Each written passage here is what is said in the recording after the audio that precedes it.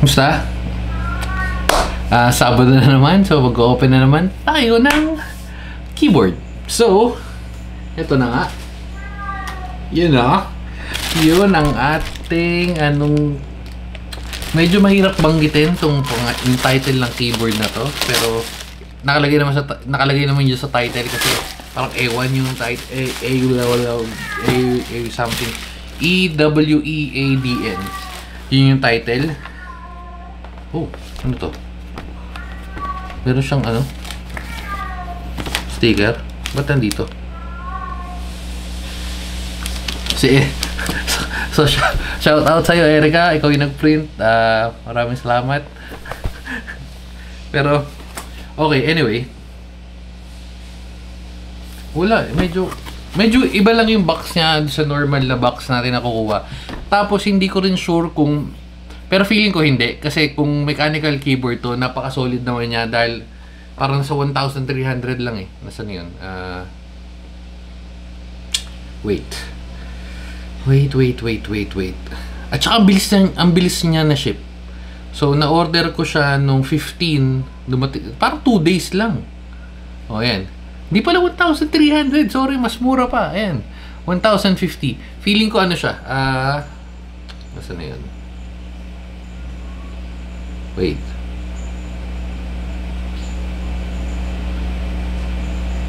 Nawawala. Sorry. Feeling ko membrane siya pero hindi ko makita eh. Pero hindi, anyway. So yun, so lumalabas ako natin siya na less than 1,000 kasama yung shipping. So meron na tayong order na ganito, yung Sky, ano na yun? Sunfox or Firefox? Parang Sunfox yata yun. Okay, so open na natin. Ayan, basic lang naman yung packaging niya. Pero kasi ito nga sinasabi ko, sabihin ko na yung yung Miniso natin na nabili na keyboard versus dun kaysa dito, pero try muna natin, buksan pala muna natin, baka mamaya pangit doon, mamaya pangit din eh. Okay. Ganun nga. Tapos nandito pa to, muntik pa to mawala oh. So yung dongle mo, okay, wala na. So yun lang, dongle and then yung keyboard, tapos yung USB-A, USB-C. Dito natin balik yung dongle. Okay. Oh, actually maganda siya. Wait, so bukod doon, ano man laman nito? Ano to? Huh? Feeling ko warranty card. At itong ano to? Ano to? Poster? Oh. Ay, ano ba ito? Baliktad? Ayan, oh, poster nga, min. Oh, ayan. So, kung trip mo maglagay ng mga ganito sa kwarto mo, siguro pwede. Kaso nga lang, wala kang maintindihan dahil puro Chinese yung nakalagay. Ayan, oh. Tapos, ito yung sa likod, which is yung parang pinaka-manual niya, or user guide. FN1, Mac, ay lang naman. Okay. Medyo hindi rin helpful kasi nakita nyo naman hindi nakalagay, pero malamang FN plus ano lang naman yun kung anong co-connect natin. Kahit ito hindi nakalagay kung ano. AS, kadalasan yan Mac or Windows. Okay. Anyway, so malalaman na lang natin ngayon dahil testingin na nga natin. So, going back, sure na tayo hindi mechanical to. Isa tong mga sinabi ko. Membrane, sorry. Membrane. Pero, may pero. Tingnan yung itsura niya. Ang ganda. Kung hindi mo siya hawakan, hindi mo siya malalapitan, expect mo mechanical keyboard. Pero ito nga, pag nahawakan mo siya magang eh. Magang for mechanical keyboard. Pero 'di ba? Ayun, itsura. Oh. So, taas. Oh, actually pati 'yun. Meron nga sila. Hindi ko alam kung ba't nila hiniwalay, pero lalagay na natin. So, ito yung dongle. Lalagay na natin siya dito. Walang magnet. Pwedeng mawala. Hindi, masikip na yun. Hindi, ayan. So, yan. Ay, hindi meron. May magnet. Wait. May magnet. Okay, so anyway, so sa taas, yung pinakataas wala, pero doon sa parang pinakailalim nun, ay yung charging port na USB-C na, very good. As on off. Gilid, uy! Aba, may pailaw pa. Okay ito may pailaw, and then ilalim. Medyo mahirap lang talaga, hindi ko rin alam kung paano banggitin or paano anuhin to. EWEADN, so yan. Yun lang siguro yung bukod tanging medyo kakaiba dun sa keyboard na to. And then stand. Actually, pares na siya ng mechanical keyboard, no? Nag-evolve na rin ba yung membrane? Okay, so ayun naman sa likod, just in case makalimutan mo, 1, 2, 3. So malamang ayan yun. Pag control 1, 2, 3, 4. At 2.4 is yung dongle. Wow! If ever curious kayo sa sound test, pero wala naman talaga itong masyado, pero ayan. Saka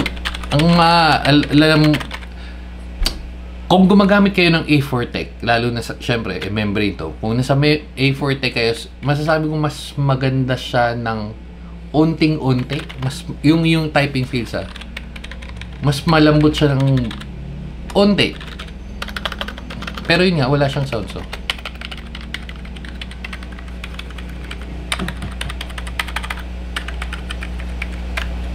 Yun. So, wala siyang kahit ano, pero in case rin na interesado kayo in itsura nito, buksan na rin natin.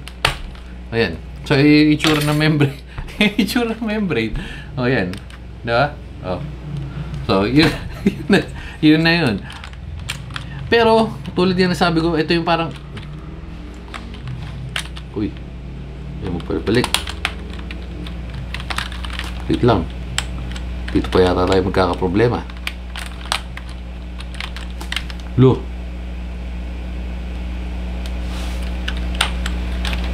Kayo nga, wait lang. Ayun. May clip kasi, may clip dun sa gilid. Pero yun, madali lang naman.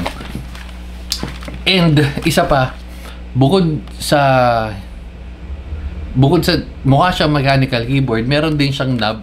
Although hindi ganun kagandahan yung knob. Functional ba? Napapress. So yung volume. On natin. So yung itsura niya pag binuksan. Pwede na, no? Kasi ito parang siya masyadong makapal yung ilaw na to. Masyado ito makapal. Medyo nakakapansin habang nagtatype ka. Okay, nawala na rin naman siya. Ay, hindi, pero ngayon, nagbiblink ko. M-lid. Tapos, FN Windows. FN Mac. Caps Lock. Hindi, magko-connect. Lalabas lang naman to pag connected na. Pero, FN Dongle. FN1. Ayun yung blinking. Okay. Pwede na. Okay. So anyway, para sa price na magkano? 997 ko siya nakuha kasama shipping and all. Syempre, mas pabor ako sa mechanical keyboard. Pero kung if for whatever reason na gusto mo ng membrane na actually dual na siya, pwede siyang wired, pwede siyang dongle. Actually tri mode, hindi siya tri mode, actually tri mode siya, no? Membrane pwede, siguro kung trip mo rin talaga yung mga ganito. Hindi ko alam kung hindi, kanya-kanya trip ako naman basagin, baka kasi meron naman talaga may gusto ng membrane na keyboard, so na parang mechanical keyboard yung itsura. Siguro ito swak na swak sa ito, pero kasi sa 1,000 walang 75 keys na mechanical keyboard na tri mode or dual mode. So yun, dun ka medyo magtatalo. It's either mechanical keyboard ka pero less than 60% or nasa 60 to 70% na layout, or ito. Depende, mahirap. Siguro kayo na lang mag-decide kung ano mas trip nyo or mas bagay sa inyo. Pero syempre ako, bias tayo mechanical keyboard kasi sobrang swabe ng pagta-type at ng typing feels. Pero anyway, so ito na nga. Hindi ko pa Aero ADN. So ito yung ito yung keyboard na yun. For its price, actually okay sa akin to, pero hindi ko siya magagamit. Kasi una, ang dami natin mechanical keyboard. So hindi natin siya magagamit. Pero again, kung bibili ka ng ganito at nagkamali ka ng siguro kung nagkamali ka ng bili, nakala mo kasi nakakapeke no?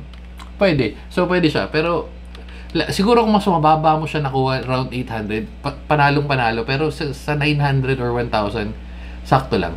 Okay, anyway, so ito na nga yung keyboard na mahirap banggitin yung pangalan. Dito na natin tatapusin. Bye-bye and babu!